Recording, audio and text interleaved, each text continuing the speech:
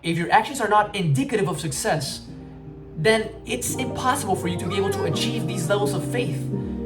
Unless you're delusional, your body and mind will recognize the improbableness of your statements and will therefore make you feel everything but faithful.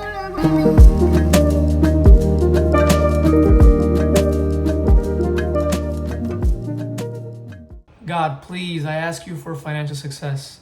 I ask you for health. I ask you for happiness and joy today. God, thank you because I will have financial success. Thank you because you will provide health. And thank you because I will feel happiness and joy today. Honestly, which one of these do you think is most likely to occur?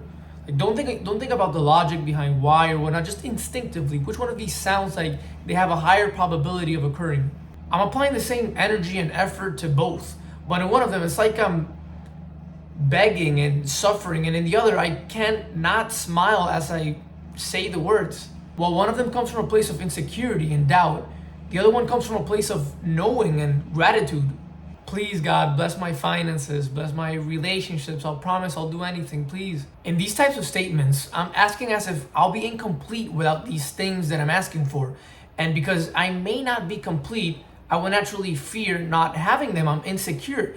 And if I'm not really secure that I'll have them, if I'm not really confident, then I'm doubting. And it's precisely because I'm doubting that I won't ever have them. The act of asking shows that I do not fully trust God's ability, that I'm afraid that there may be a chance that He won't deliver. And is the reason why He doesn't deliver is because of my lack of faith. Whereas if you give thanks to God for the financial success that you'll have, you're not really asking, you're claiming what you know is already yours. You have so much faith in Him that you don't even ask, because the ask in and of itself shows disbelief. This is the ultimate sign of faith. When you're pleading for X or pleading for Y, you're operating from a place of lack, not from a place of abundance. The problem that's keeping you from having it is not that you want it, it's that you want it too much. Want her, don't need her. Do this and you have a chance. Don't, you won't.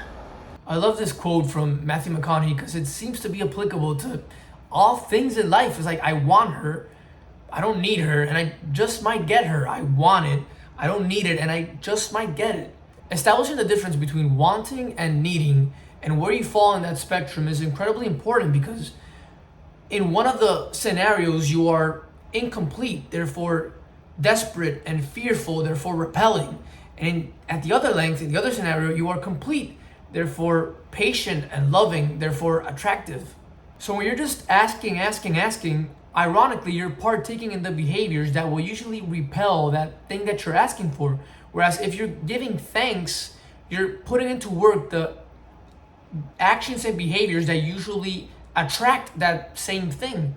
Now, it's very dangerous to fall into the belief that by just manipulating some words, you'll be able to create this amazing reality, everything that you want out of life. In fact, I almost did not do this video just because I was scared that the message would come off as if you can just think positive, things will manifest into your life without any action to back it.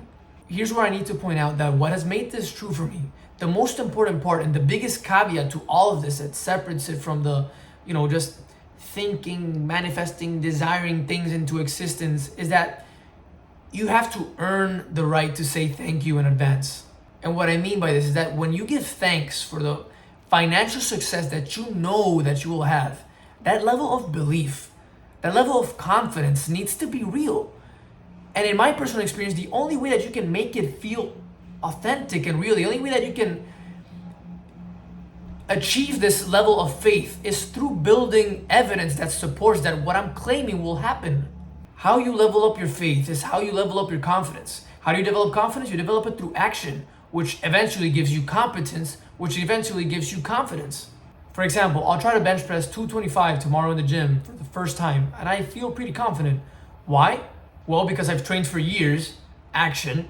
I've gotten up to a point where I can lift 180, 185 multiple times, competence, and now, because of that, I genuinely believe that I am able to do so. Confidence, faith.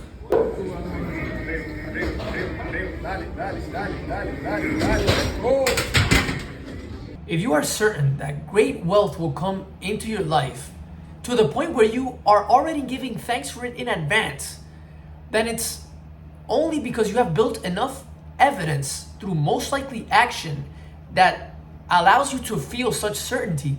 On the other hand, if your actions are not indicative of success, then it's impossible for you to be able to achieve these levels of faith.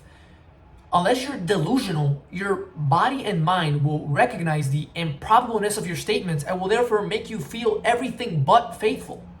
Back to the same example, if you were to ask me 3 years ago whether I would be able to bench press 225 pounds or not, I would think there's no way in hell.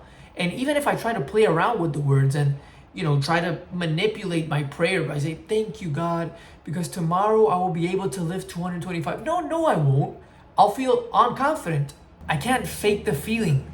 I still wouldn't be able to feel the delight that there is in the action of thanking, because the thanking is only happening at a word level. I'm only saying it. I'm not actually feeling it. And it's only when you can feel the gratefulness that it contains power. And so the goal is to reach the level of faith that is needed until you can actually feel thanks for X goal in advance. But that's the hard part. What a lot of people get wrong is that that's not the first step, that's the last one. You can't shortcut your way into the feeling. What comes first is the action.